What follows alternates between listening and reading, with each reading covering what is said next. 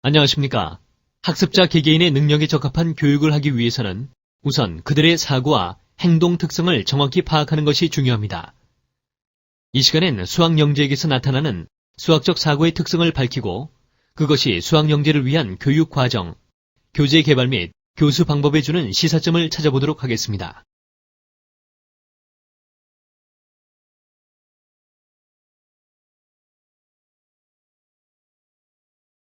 오늘의 학습 목표와 학습 내용은 다음과 같습니다. 안녕하십니까. 학습자 개개인의 능력에 적합한 교육을 하기 위해서는 우선 그들의 사고와 행동 특성을 정확히 파악하는 것이 중요합니다. 이 시간엔 수학영재에게서 나타나는 수학적 사고의 특성을 밝히고 그것이 수학영재를 위한 교육 과정, 교재 개발 및 교수 방법에 주는 시사점을 찾아보도록 하겠습니다. 오늘의 학습 목표와 학습 내용은 다음과 같습니다.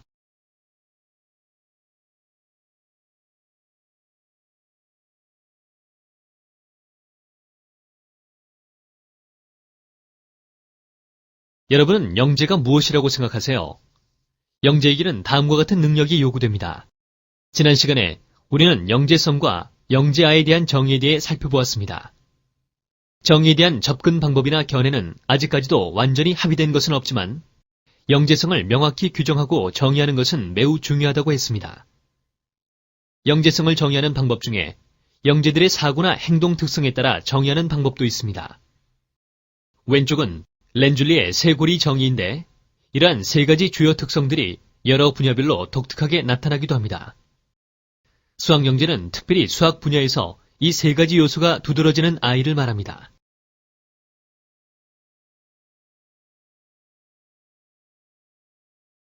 수학영재의 인지적, 정의적, 사회적, 행동적 특성은 수학영재아의 판별을 위한 목적에 도움이 되어야 하고 영재아들에게서 공통적으로 관찰된 특성이나 지표의 본보기로 보여져야 합니다. 이러한 정의들이 소모적인 논쟁을 일으키는 데 사용되거나 그 특성을 갖지 못했다고 수학영재는 아니라는 배타적인 판단에 사용되어서는 안 됩니다.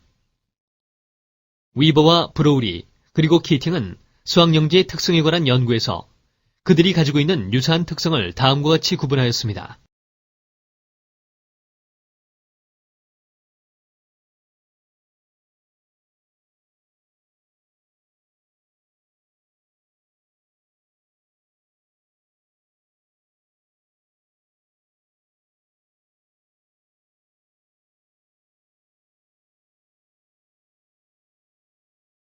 수학영재들의 두 번째 특성은 정의적 특성과 사회적 특성입니다. 영재들이 보여주는 정의적인 특성과 사회적 특성은 다음과 같습니다.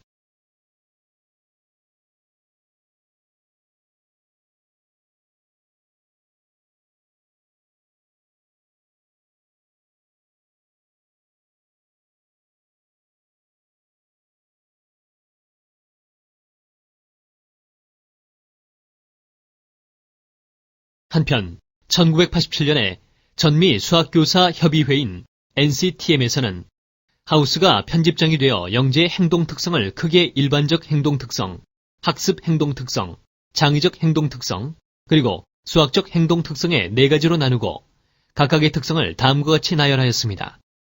그러나 영재에 대한 특성을 목록으로 적어놓은 그 어떤 것도 아동이 가지고 있을 수 있는 가능한 특성이나 지표에 대한 예시로 간주되어야 할 뿐이지 이 모두 다 갖추고 있는 아동은 거의 없다는 것을 알고 있어야 할 것입니다.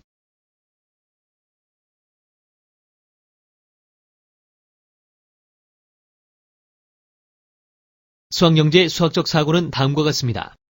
다음은 기존의 수많은 외국 문헌들을 바탕으로 1996년 우리나라의 한국교육개발원에서 본 강사가 직접 참여했던 김홍원 박사팀의 수학영재 판별 도구 개발 연구 1 기초연구편 보고서에서 정리한 내용입니다. 1997년도에 이루어진 후속 연구에서는 또 다른 연구자들이 참가하여 검사 문항의 제작과 분석을 위해 이 요소들을 사용하였고 그 후로도 각종 판별 및 선발용 문항 개발에 준거로 적용하고 있습니다.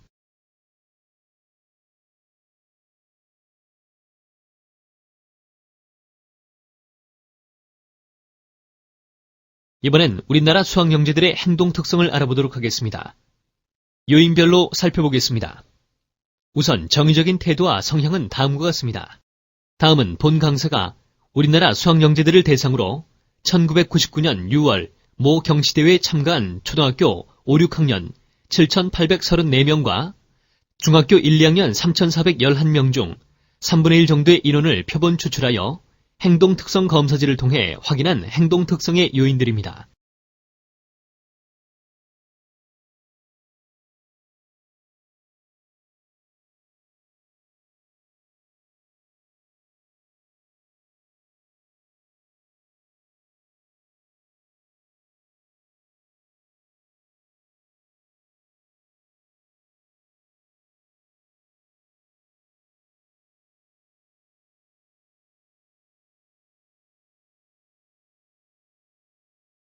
이어서 인지적 사고 경향은 어떤 요인들로 이루어졌나요?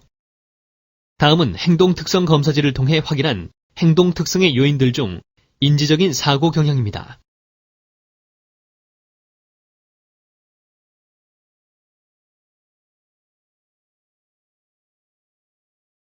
이번에는 외국의 주요 연구 사례를 비교해 보겠습니다. 크루테츠키의 연구에 의하면 수학적 능력이 뛰어난 영재아들은 평재아들과 문제 해결의 과정에서 차이가 납니다. 평재아들은 문제를 분석하고 종합하는 과정에 들어가서야 비로소 연관성을 찾으려고 하는 분석 종합적인 절차를 거치는 반면 영재아들은 문제의 구조를 파악하여 신속하고도 단축된 사고를 하는 분석 종합적인 통찰을 사용하여 곧바로 문제를 복합된 전체로 파악해냈습니다. 또 영재는 문제의 유형, 풀이의 일반적인 방법, 추론의 도식, 증명의 기본 줄기, 논리적 형식 등은 즉시 기억해낼 뿐만 아니라 상당히 오랫동안 지속되는 반면 문제에 사용된 구체적인 자료, 수치적 자료 등은 문제를 푸는 동안은 잘 기억을 했으나 그 후에는 빨리 잊어버리는 경향이 있었습니다. 이런 크루테츠키 이론은 여러 학자들에 의해서 받아들여지고 있기는 하지만 그 질적인 차이에 대해서는 분명하지 않은 부분이 아직은 남아 있습니다. 크루테츠키는 특히 사고의 속도, 계산 능력, 상징, 수, 공식에 대한 기억력, 공간 개념에 관한 능력, 추상적인 수학적 관계를 시각화하는 능력 등은 수학적 능력과 관계없는 특성이라고 밝혔습니다. 이러한 주장은 SMPY의 줄리안 스탠리가 주장하는 바와는 많이 다릅니다. 일반적으로 수학 영재아들은 평재아들과는 달리 정보 처리 전략을 내면화하여 거의 자동적으로 적용하는 경향이 있기 때문에 문제의 해석이나 규칙의 적용, 과제의 완수가 매우 효과적이고 빠릅니다. 따라서 사고의 속도는 수학적 능력을 나타내는 학생들이 공통적으로 갖는 특성이라고 볼 수는 있습니다. 그러나 SMPY와는 달리 16세에서 20세의 청소년 후기의 학생들을 대상으로 한 키스베터의 연구 결과를 참고하면 학생의 나이가 더 많아짐에 따라서 나이가 어린 학생들을 대상으로 할 때보다도 더 창의적인 측면에 중점을 두어 수학 활동을 정의하고 키스베트 연구는 수학 검사에서의 점수 자체보다는 어떤 과정을 거쳐서 새로운 생각을 해내는가에 더 초점을 맞춘 질적인 접근 방법입니다. 따라서 수학적 영재성을 정의하고 판별하고 교육을 시키는 과정에서도 높은 점수를 따내는 측면보다는 얼마나 새로운 시각으로 새로운 수학적 이론을 생각해낼 수 있는가에 초점을 두고 있습니다. 키스베트의 수학적 영재성 검사가 특별히 중점을 두어서 평가하는 측면을 구체적으로 보면 자료의 조직 능력, 패턴이나 규칙을 인식하는 능력, 문제의 표성을 다른 형태로 바꾸는 능력과 새로운 표성을 이용하게 된 그 분야에서의 패턴이나 규칙을 인식하는 능력, 매우 복잡한 구조를 이해하고 이를 다루는 능력, 문제 해결의 순서를 거꾸로 생각하여 밟아나갈 수 있는 능력, 특정 문제와 관련된 문제를 발견하거나 만들어내는 능력 등입니다.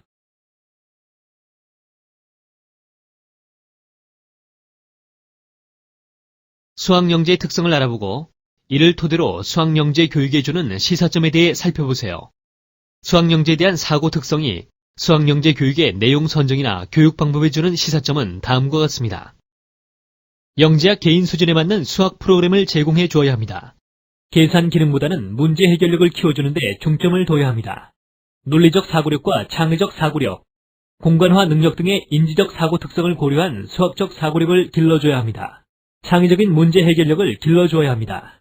정의적인 특성이나 의지적인 특성을 함께 고려하여 과제 집착력과 수학적 사고 태도가 바르게 길러지도록 해야 합니다. 교과학습뿐만 아니라 다양한 영역이나 관련되는 분야의 독서 지도를 병행해야 합니다.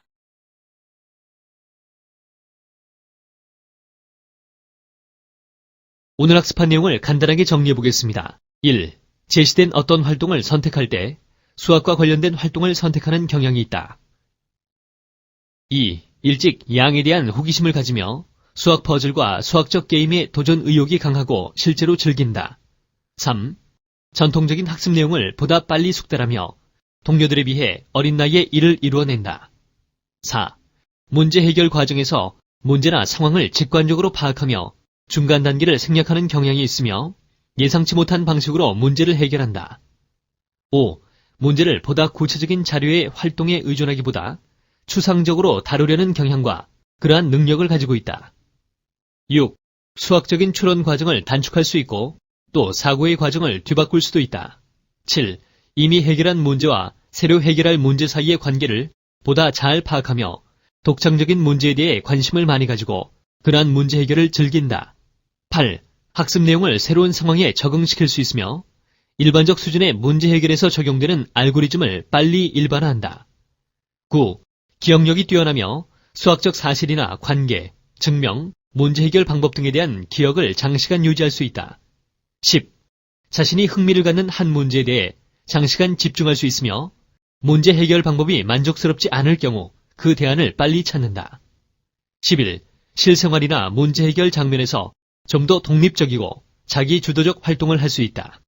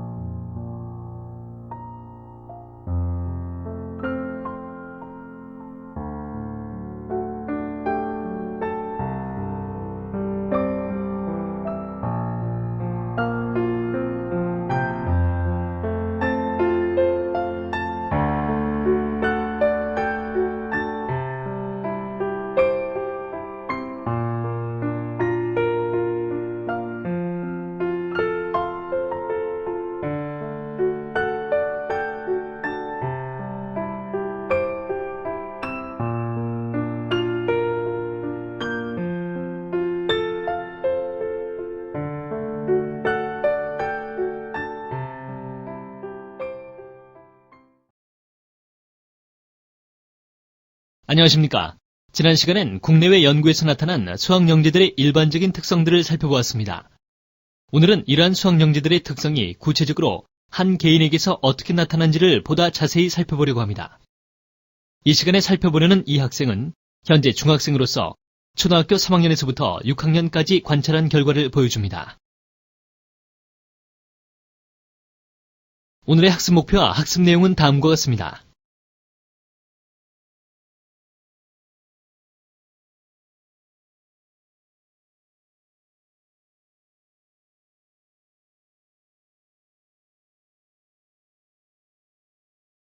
이번 시간엔 한 명의 초등학교 남학생을 3학년 말부터 시작하여 초등학교를 졸업하기까지 관찰한 사례를 소개하고자 합니다.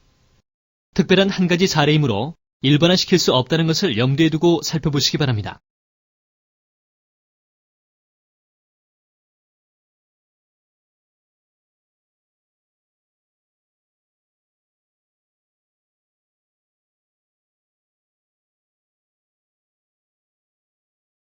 재훈이는 그가 참가하고 있는 각종 영재교육 프로그램의 선발 과정 중 각 학교당 1명의 추천을 받는 1차 선발에서 학교장 추천을 받아 전 학년도 및 당해 학년의 학교 성적에서 일정 수준 이상의 뛰어난 결과를 보인 자에 해당함을 알 수 있습니다. 또 2001년 12월에 실시한 인천광역시 교육청 영재교육 대상자 선발에서 인천시 내 각 학교장 추천을 받은 초등학교 3학년 학생 400명을 대상으로 실시한 수학, 과학 문제 해결력 검사 결과 가장 우수한 성적으로 선발되었습니다. 뿐만 아니라 각종 수학 관련 경시대회에서 우수한 성적으로 입상하여 영재교육진흥법 시행령의 영재 판별 기준을 만족하고 있습니다. 화면에서 보는 것은 재훈이의 입상 실적 및 영재교육을 받은 내용 중 대표적인 것을 간단히 정리한 것입니다. 특히 이 학생은 2001년 겨울부터 실시한 어느 영재 캠프에 처음 참가한 이후로 2005년 1월까지 7회에 걸친 캠프에 한 번을 제외하고는 매번 참가하였는데 항상 새로운 모습이었습니다. 불참한 한 번의 캠프는 다른 학생들과 수준이 맞지 않아서 별도의 사사교육을 받았기 때문입니다.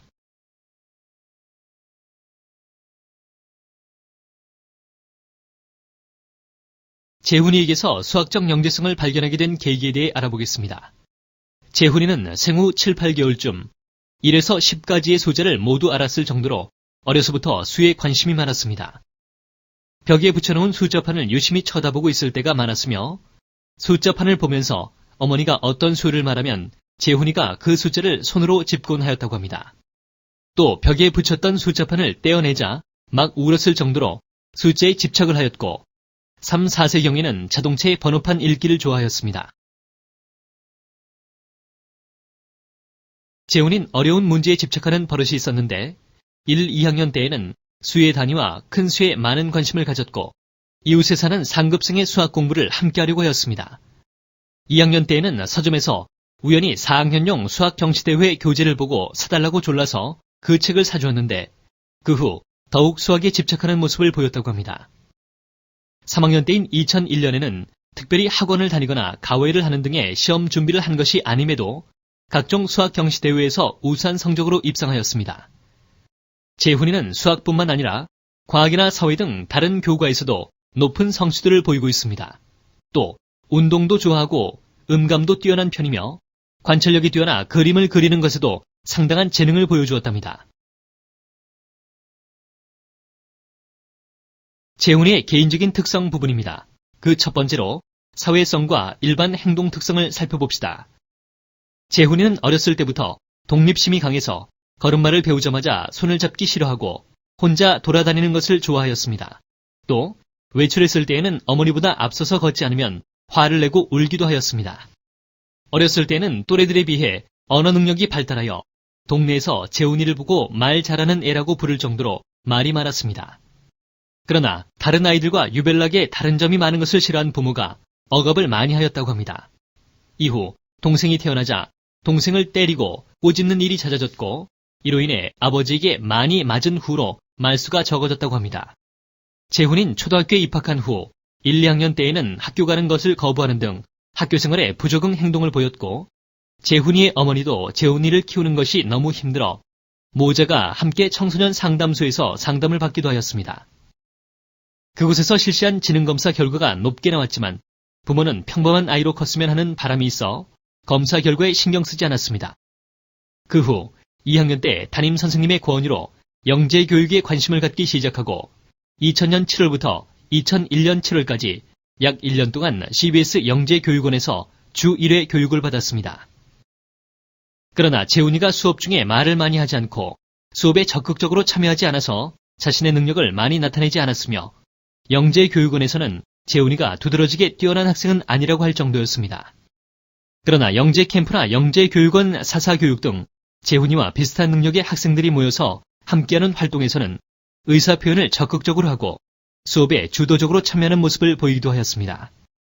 또래 집단에서 재훈이는 특별한 애로 불리나 그들은 재훈이를 외톨이로 인식하지는 않고 오히려 모르는 것이 있으면 교사보다는 재훈이에게 물어보곤 한다고 합니다.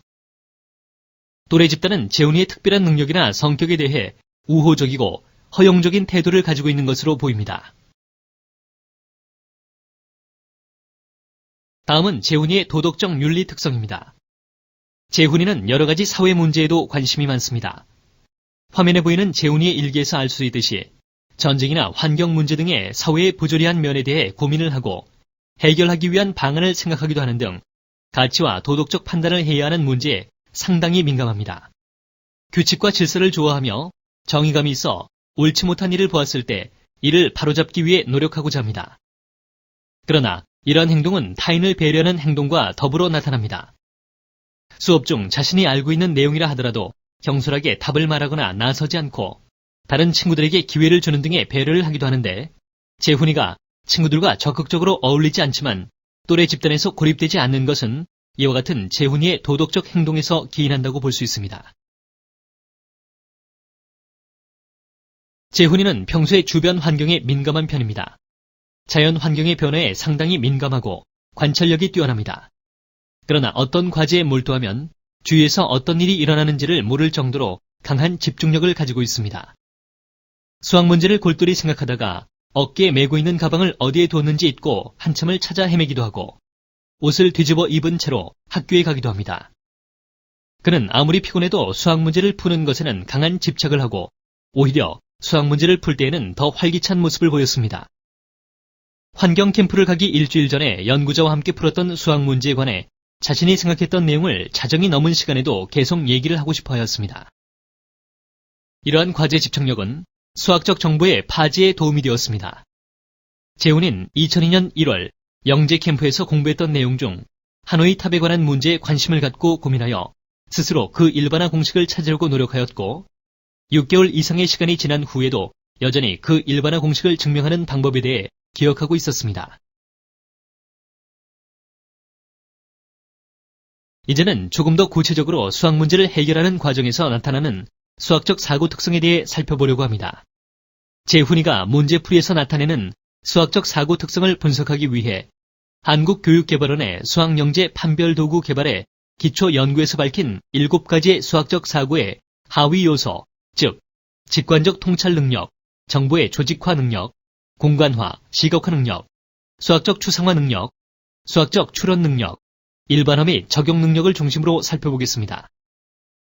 각각의 수학적 능력이 재훈이에게 어떻게 나타나고 있는지를 살펴보는 동안 제시한 예들은 3학년부터 6학년까지 3년간에 걸쳐 장기간에 걸쳐 관찰한 것이므로 각각의 그림 아래에 있는 연도를 참고하여 살펴보면 도움이 될 것입니다.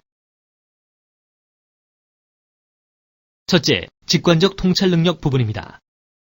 직관적 통찰력이란 주어진 정보나 조건들 사이의 관계나 구조의 본질적인 핵심을 직감적으로 파악해내며 문제 해결의 결정적 단서를 순간적으로 떠오르게 하는 능력을 말합니다. 직관적 통찰 능력은 수학적인 대상, 관계 등을 일반화하는 능력과 사고를 단축하는 능력의 결합으로 설명될 수도 있으며 이전에 이미 알고 있는 정보를 사용하고 처리하는 것을 필요로 하기도 합니다.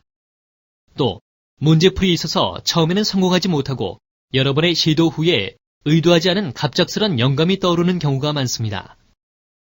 뉴턴이 사과가 떨어지는 장면을 보고 만유인력의 법칙을 떠올린 것이나 데카르트가 누워서 천장에 기어가는 벌레의 모습을 보다가 직교 좌표계를 고안해낸 것은 모두 이러한 영감에 의한 것이라고 볼 수 있습니다. 직관적 통찰력은 창의적 문제 해결의 단계 중 부하기를 거쳐 계시기에 나타납니다.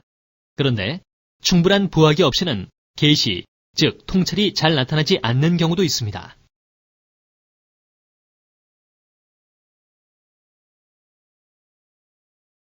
재훈이의 문제풀이에서는 이러한 직관적 통찰 능력이 많이 나타났습니다. 곱셈 구구표에서 1의 자리말을 적어놓은 표를 보고 그 속의 규칙을 찾는 활동에서는 표 자체에서 드러나는 규칙뿐만 아니라 각 행이나 열의 합에서 나타나는 규칙까지도 찾아내고자 하였으며 화면에서 보이는 것과 같이 곱셈 구구표를 원형 그림으로 그리는 활동에서는 원형 그림을 관찰하여 각 단 사이의 관계를 찾아내었고 원형 그림의 모양이 같은 단은 서로 10에 대한 보수관계가 있음도 직관적으로 알아내었습니다. 또 이어서 곱셈 99 다음에 제시한 디지털 썸에서도 표와 원형 그림을 그리고 규칙을 찾는 활동을 하였는데, 이때 디지털 썸의 원형 그림에서는 구에 대한 보수관계에 있는 두 단의 그림은 그 배열이 같지만 방향은 반대임을 금방 찾아내기도 하였습니다.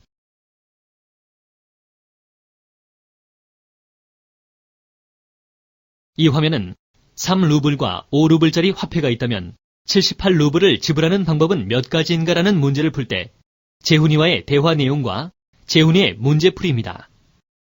이 문제는 크루테츠키의 시리즈 13에서 선정한 것으로, 이 시리즈의 문제는 여러 가지 방법으로 풀 수 있는 문제를 푸는 한 방법에서 같은 문제를 다른 방법으로 푸는 정신과정의 전환이 어떻게 이루어지는지 알아보기 위한 목적으로 제시된 것입니다.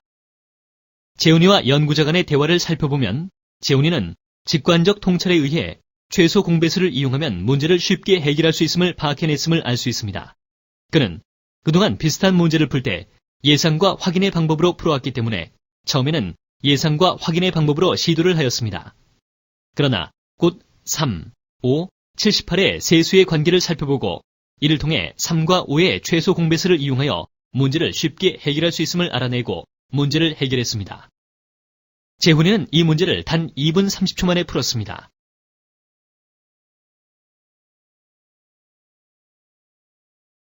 두 번째는 정보의 조직화 능력 부분입니다. 정보의 조직화 능력이란 주어진 문제에서 필요한 정보를 수집하고 문제 해결의 전략을 사용할 수 있도록 이를 분류하고 조직하는 능력을 말합니다. 예를 들어 완벽하게 진술되지 않은 문제에서 그 문제의 질문이 무엇인지를 찾아내고, 불완전하거나 부족한 정보를 가진 문제에서 더 필요한 정보를 추가하며, 과잉의 정보를 가진 문제에서는 그러한 정보에 얽매이지 않고 관련 있는 정보들만 문제를 정확히 해결해내는 능력을 말합니다. 크루테츠키는 26개의 시리즈로 구성된 실험 문제 중 1, 2, 3, 4 시리즈의 문제를 학생들의 정보와 조직화 능력을 알아보기 위해 구성하였습니다. 그 결과 수학적으로 능력이 있는 학생들은 능력이 없는 학생들에 비해 빠른 시간으로 문제를 해결하고 문제의 수학적인 자료를 분석하며 종합적으로 인지하였으며, 개개의 원소뿐 아니라 함수적으로 의존하고 있는 수학적인 양과 카테고리 관계의 복합인 수학적으로 의미 있는 구조를 인지하였습니다. 편동 중남의 단순화의 생각, 특수화의 생각, 조작의 생각 등도 정보의 조직화 능력의 범주에서 파악할 수 있습니다. 이는 문제 이해의 단계에서 해결 방법을 알 수 없을 때 문제를 단순화시키거나 특수화시켜 주어진 문제의 구조나 해결 방안을 알아내는 경우에 사용하는 사고 방법이기 때문입니다. 재훈이는 문제 이해의 단계에서 조건을 단순화하거나 특수화시키는 조작 능력이 뛰어났습니다. 불충분하거나 과잉 정보를 가진 문제에서 문제의 핵심 구조를 파악하고 더 필요한 조건이나 불필요한 조건을 찾아내는 능력도 우수하였습니다. 크루테츠키 연구에서 추출한 문항 번호 K-1, K-2, K-3의 문제를 분석한 결과 재훈이는 문제의 구조를 이해하고 필요한 정보를 선별해내는 데 걸리는 시간이 상당히 짧았습니다. K-1, K-2, K-3 시리즈의 문항들의 경우 재훈이의 문제풀이 시간 및 방법의 비교 연구를 위하여 재훈이와 함께 인천광역시 교육청에서 영재 교육을 받고 있는 4학년 남학생 한 명을 선정하여 같은 실험을 해보았습니다. 그 결과 비교 대상자 또한 학교에서 같은 학년 학생들 중 수학 분야에서 가장 우수한 학생이었음에도 불구하고 재훈이는 그보다 훨씬 빠르게 문제를 해결하였으며, 문제 속에서 정보들 간의 관계와 구체적 사실들을 인지하고 문제를 꿰뚫는 요소를 추출해내는 능력이 더 우수하였습니다. 화면에서 보이는 것은 5×5로 배열된 25개의 초콜릿 조각을 직선 칼로 잘라서 가져가는데, 그 중에 독이 묻은 초콜릿 조각을 가져가면 지는 게임의 전략을 찾는 문제를 해결한 그림입니다. 재훈이는 이 문제를 2×2, 3×3의 초콜릿 조각으로 단순화시켜서 생각하였고, 초콜릿 조각의 수가 변하더라도 항상 이길 수 있는 n×n에서의 규칙을 찾아냈습니다. 이는 나중에 나오게 될 일반화 능력과도 연결이 됩니다. 세 번째는 공간화, 시각화 능력 부분입니다. 린과 피터슨에 의하면 공간화 능력이란 중력적, 운동 감각적 단서를 통해 공간 사이의 관계를 정확하게 인지할 수 있는 능력인 공간 지각 능력과 2차원 혹은 3차원의 물체를 회전하였을 때의 상태를 정확하게 파악할 수 있는 능력인 회전 능력, 그리고 주어진 공간적 정보를 머릿속에서 가시화하여 그려볼 수 있는 능력인 공간 시각 능력을 의미합니다.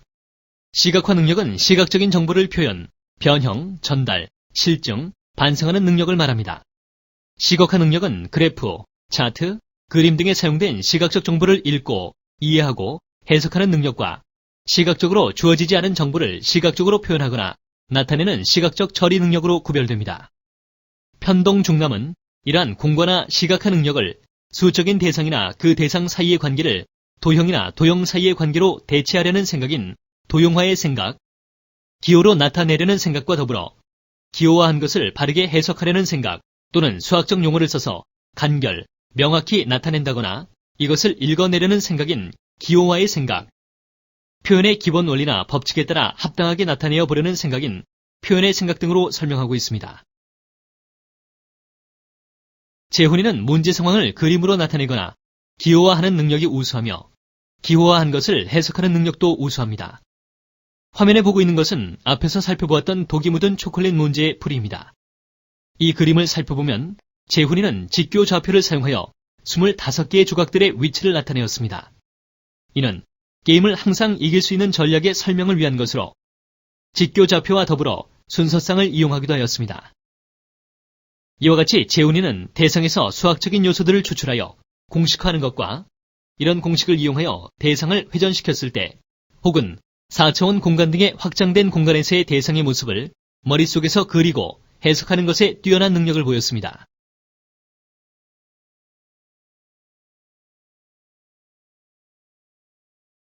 네 번째는 수학적 추상화 능력 부분입니다. 비구조화된 수학적 문제 상황을 적당한 수학적 개념이나 수학적 상징 기호나 수식, 그림 등으로 표현함으로써 형식화해내는 능력을 말합니다. 개념화, 수량화, 기호화, 형식화, 구체화, 추상화 등과 같이 수학적 내용을 개념화하고 수식이나 기호로 간단히 조직하고 표현해내는 모든 수학적 형식화 능력이 수학적 추상화 능력이라고 할 수 있습니다.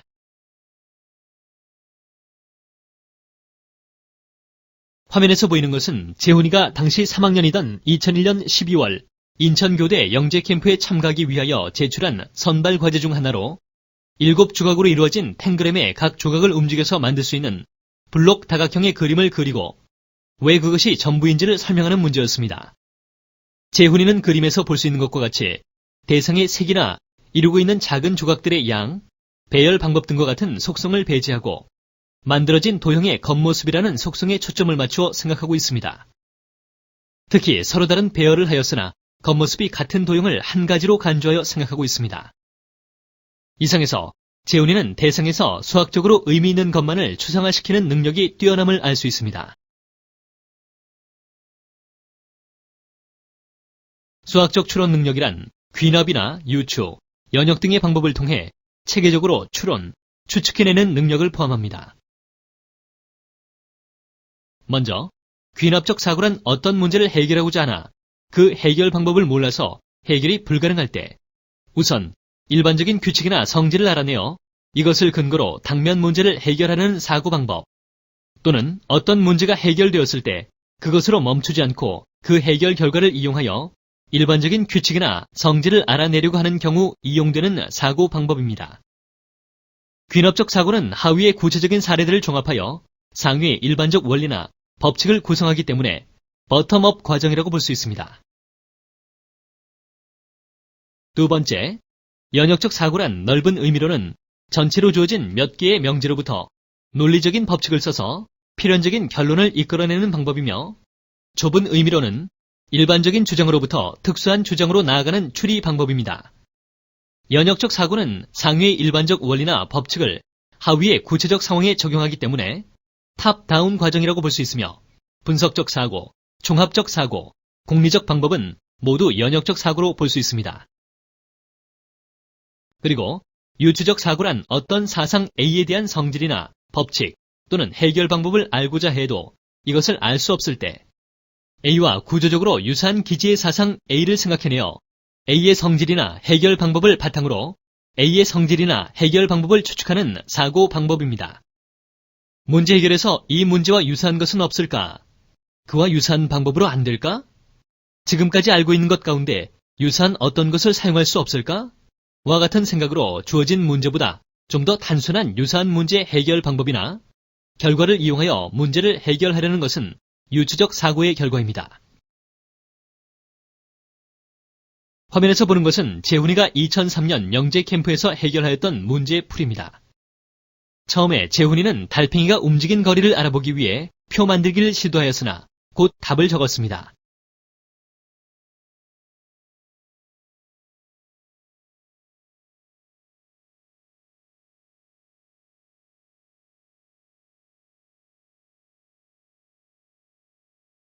다음은 영재 캠프에 참가하고 난 후에 쓴 일기입니다. 영재 캠프에 참가하고 난 후에 쓴 일기를 살펴보면 재훈이가 이 문제를 해결할 때 사용한 사고 전략을 알 수 있습니다.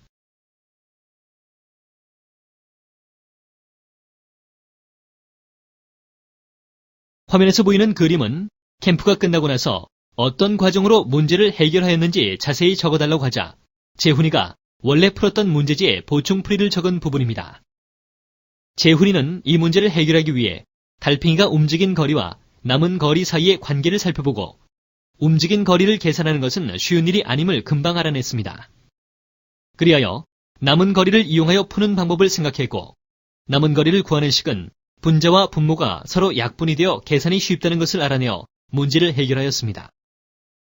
재훈이의 경우 귀납적 사고를 할 때 고찰의 대상이 많지 않아도 곧 일반적인 규칙을 찾아내는 특성을 보이곤 했습니다.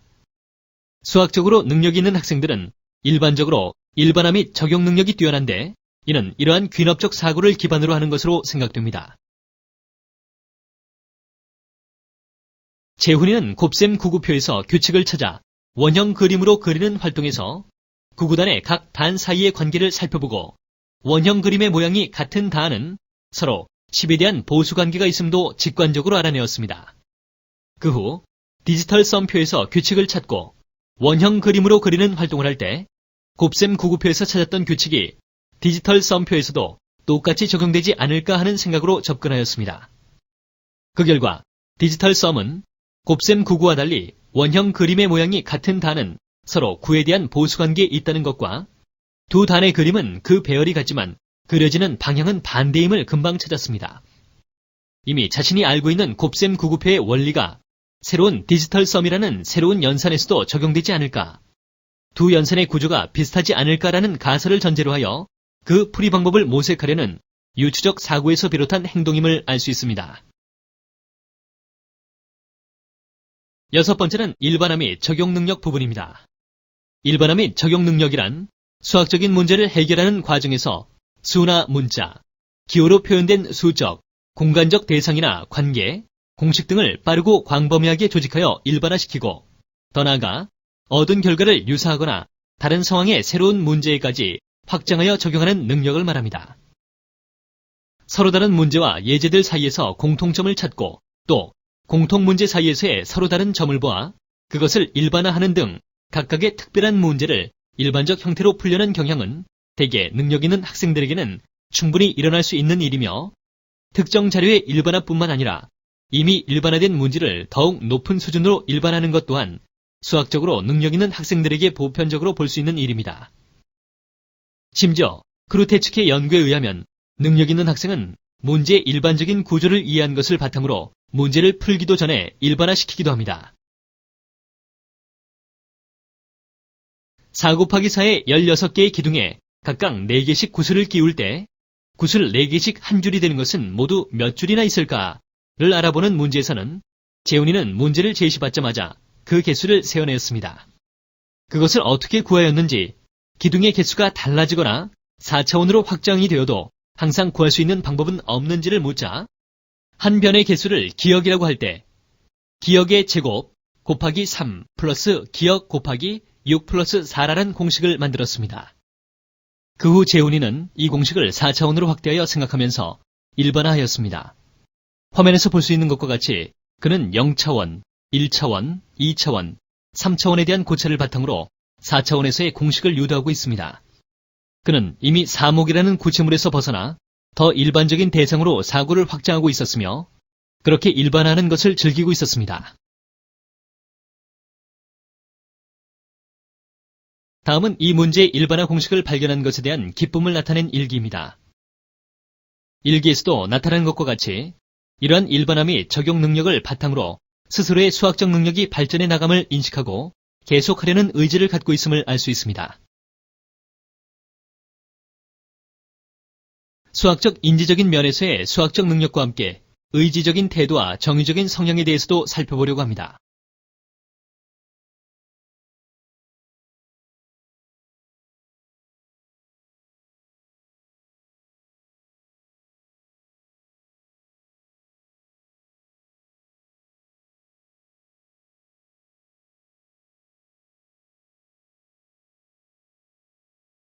수학적 인지적인 면에서의 수학적 능력과 함께 의지적인 태도와 정의적인 성향에 대해서도 살펴보려고 합니다.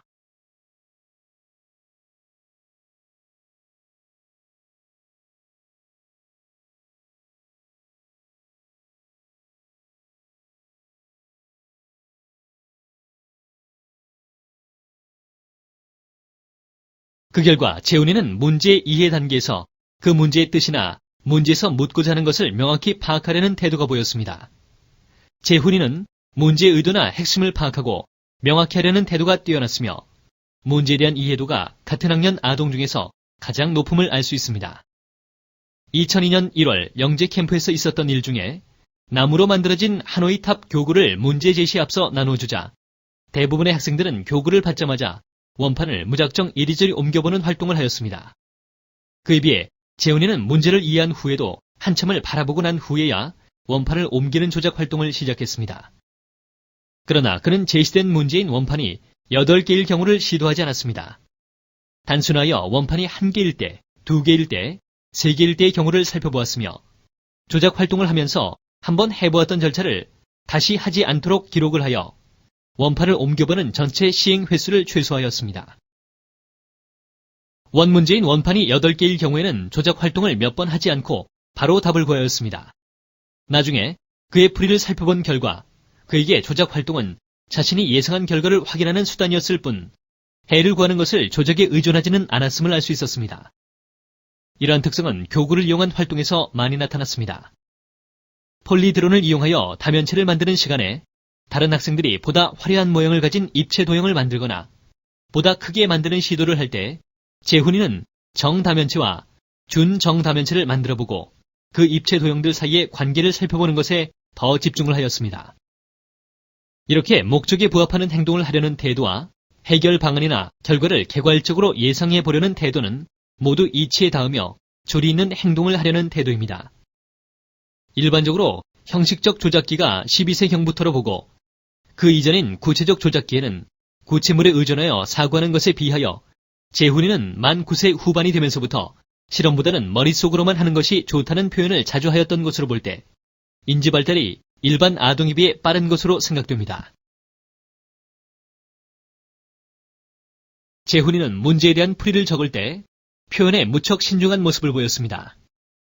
또 용어의 사용에 있어서 정확한 개념을 사용하려고 애쓰며 자신이 사용하는 용어에 대한 부연 설명을 하여 정확하게 전달하고자 하였습니다. 그의 문제풀이에는 표나 그림이 자주 등장하는데 이는 표현을 정확하게 하려는 시도라고 할 수 있습니다. 화면에서 보이는 문제풀이에서도 재훈이는 자신의 증명에서 단위 도형이라는 용어를 사용하면서 이 용어에 대한 자신의 정의를 각주에서 설명하고 있습니다.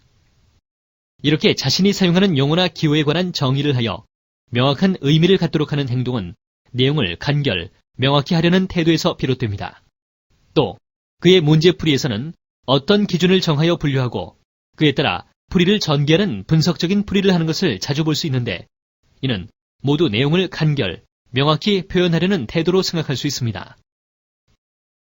재훈이는 문제풀이를 할 때 자신의 문제 해결 과정이나 결과의 타당성을 검토해보고 보다 나은 것을 구하려는 행동을 하였습니다.